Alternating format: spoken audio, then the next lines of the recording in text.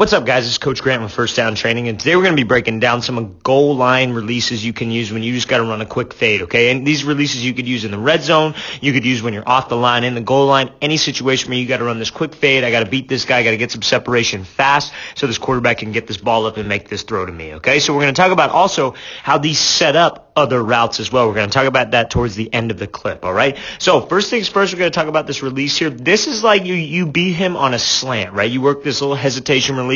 You come outside, you give him a little hesitation, you draw him off this platform, then you beat him with the slant. Then we get him thinking, and then we come back and hit him with this release. So let's watch it full speed. So he comes off here 1-2, little hesitation, jab to the inside, get him to freeze him, and then quarterback gives us a good ball over the top, right? Now, first thing I want to talk about here is this is a lot of space, especially at this high of a level, especially at the highest level you could go at this game.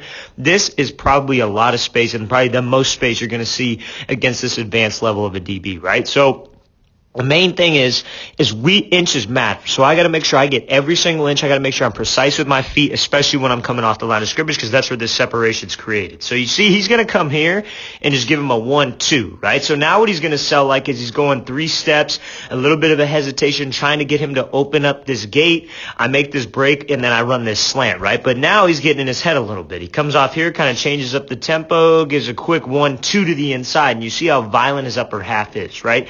So this is a release. You give him a 1-2 off the line. So anytime we're working a double move off the line, you want to step in the direction of the release first. So he's going to go left, right, come out for about 3 steps, give him a little hesitation, then a left, right again to the inside. Now what that inside move serves to do is if your upper half moves, your head's violent, that's selling like I'm running a slant. That's going to get him at least hesitating. You see how it gets him to lean just a little bit. And now, especially in the red zone, guys, or especially off the goal line, I got to make sure that I'm driving. Every time I make this release here, I'm not popping up and I'm being slow because, again, it's a race to this back corner. This QB right here is not going to be waiting. So I got to come off, give him a 1-2. I explode. I drive my arms. I keep my head down, keep a good posture or keep a good pad level and get to this back corner, right? This is a lot of space at this high of a level and a lot of space at any level when you're in the red zone and you trust this quarterback's going to put this thing in a good spot, okay? So that's a great job here giving him just this 1-2, 1-2-3, kind of hesitate, left, right, burst up field. Okay, so let's watch this thing full speed. So 1-2, hesitate, 1-2 again. Get him to just hesitate, freeze him, and then leave him to the back corner. Okay, so now we're going to be looking at this hesitation hop release here from Stephon Diggs. Now, yeah, they're on the 20. This isn't really essentially a goal line fade release, right? But this is something even if you shorten the field, let's say we're on the 5, right?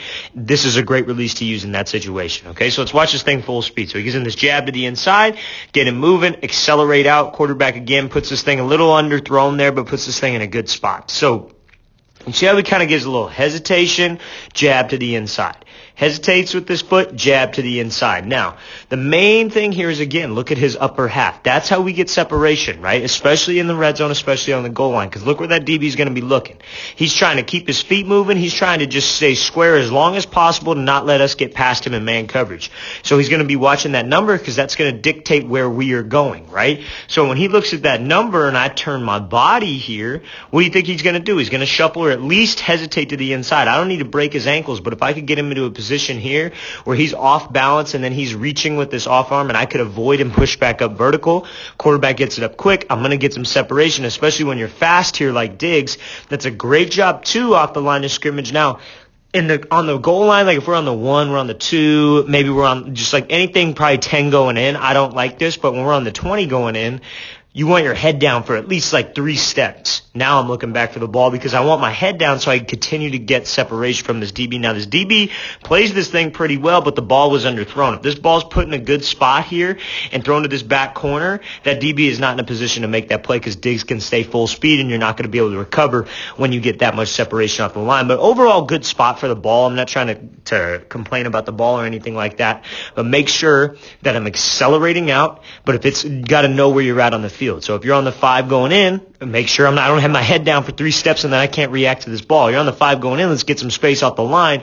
Let's be violent with my upper half. Now let's get my eyes up. Let's expect this ball. Okay, let's watch this thing full speed one more time again. So jab, burst up field, head down for at least 3 steps, pump those arms, catch this ball. It's a great job over the top. So now, Also, one other thing, guys, especially when we're in the back corner and this quarterback doesn't throw a jump ball, he throws this thing over the shoulder, late hands are important, right? I forgot to add that part. You see how he's here, and this DB isn't going to be able to react because his hands are late. He has no idea when the ball's coming. He's playing this thing early. He doesn't know when this ball's here, then I'm late with my hands. If you're in this back corner of the end zone right here, and the quarterback puts this thing up good, I don't want to show my hands too early and show my hands super high and like extend out for this ball, because that DB's going to see my hands and then he's going to play the ball. It's going to play right through my hands. So I got to make sure that I am as late as possible. Just let this thing fall right in the bucket, okay? So now let's get to this next clip here. Going to be looking at Amari Cooper. So close the gap, 1-2, get him leaning, accelerate upfield. Now again, what did I say about his hands, right? This is probably as late as you can get here. DB has no clue. Late hands.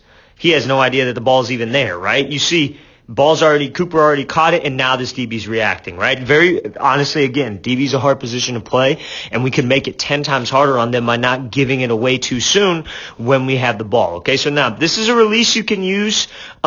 He doesn't get a whole lot of separation here, I'm going to be honest, right? But again, like a step is a lot in the NFL, especially when you got a quarterback who puts the ball in a good spot, right? So this is something that you guys can use. I probably could have found a little bit better of an example in terms of separation-wise, but his hands were good over the top, right? And this is just a release technique that you guys can use, right? So in this situation here, DB's in this catch technique, right? So he's in this catch technique. We want to make sure we can close the gap with him, right? So when I close the gap with this DB, he's got a decision to make. He could either sit flat or he could continue to backpedal and watch my hips and play me. So what does he do? He backpedals. He's watching my hips, right? And so Cooper makes this 1-2. Now, I think he could have gave a little bit more at this upper half, right? I think that's why he didn't get a whole lot of separation, because you see how square he stayed, right? When we stay square like this, I'm not going to get a lot of space. But when I could actually turn, and I really focus on turning my hips, this DB stayed good, discipline watching his hips. If I could turn my hips, that'll get a little bit of a hesitation off of this DB. But he stays a little bit square, so that's probably the reason why. But this is the release I love to use, right? Especially if we're like imagine if we're on the 10 going in, or we're on the 5 going in, and this guy's in that catch. We close the gap, kind of slow it down, 1-2, left, right. Or what we could do is we could go foot fire. We could go fast feet, close the gap with this guy, and then give him a left, right again, trying to get his feet active and then trying to get him to overcommit. So I got to make sure that my upper half is what's moving, and I got to move my hips, right? Because if I don't move my hips and I stay square, it's going to be hard to get separation, especially against a good disciplined DB here. So, right? So 1-2. You just got to make sure that we're late with my hands over the top, and that's a plan. Even if let's say we don't get a lot of separation, I still can't quit on the play. Let's be late with my hands. Quarterback will put this thing in a good spot. So now we're going to take a look at this comeback here. Now, this is something that can be set up off of the last release. That's kind of why I wanted to include it as well. So you see here, this DB's inside leverage. So what are we going to do? We're going to attack his leverage because he's got two decisions to make. He could either backpedal or really 3. Backpedal, stay flat, or keep his leverage inside, right? So what does he do? He kind of stays flat, backpedal. I give him that same, it's kind of just like a single jab to the inside, but now I push vertical, just like on that fade, right? So let's say I beat him one time like Amari Cooper, and now I burst up vertical. I give my eyes. This DB's overcommitting. He's playing this fade over the top. He's expecting it. Snap this thing off on a comeback, right? Easy money that builds up off of a goal line fade release. So again, we're here. DB's inside leverage. I want to close the gap, square him up, give him a jab to the inside, maybe get him leaning a little bit, burst up vertical. That gets this DB to overcommit, then I snap it off on a comeback, right? There are a lot of different things that you could do, right? You could work a slant off of this. Let's close the gap, left, right. I peek back, or I wouldn't necessarily like this. In this situation, he's a little bit far off. I'm probably not going to call a slant in this if I'm the offensive coordinator, but let's say he's a little bit closer. Let's say he's inside, like a little bit closer, more so bump and run coverage, right? Trying to get physical. I give him a quick 1-2 off the line, then I take it 3 hard steps to the outside, peeking my eyes back for this ball, get that DB to overcommit on the fade, snap this thing off, and run a slant right back underneath. So there are many different things that you could do off of this specific release. Let's watch it again. So close the gap, 1-2, push up vertical, snap this thing off. That's a great router by Van Jefferson. All right, guys, I hope this video gave you some value just on some of the releases that you can use in a goal line fade situation or just in a goal line in general, whether you get a slant, comeback, whatever it might be. And guys, please leave in the comments any questions you guys have. I'll make sure to get back to you, and I'll see you guys next time.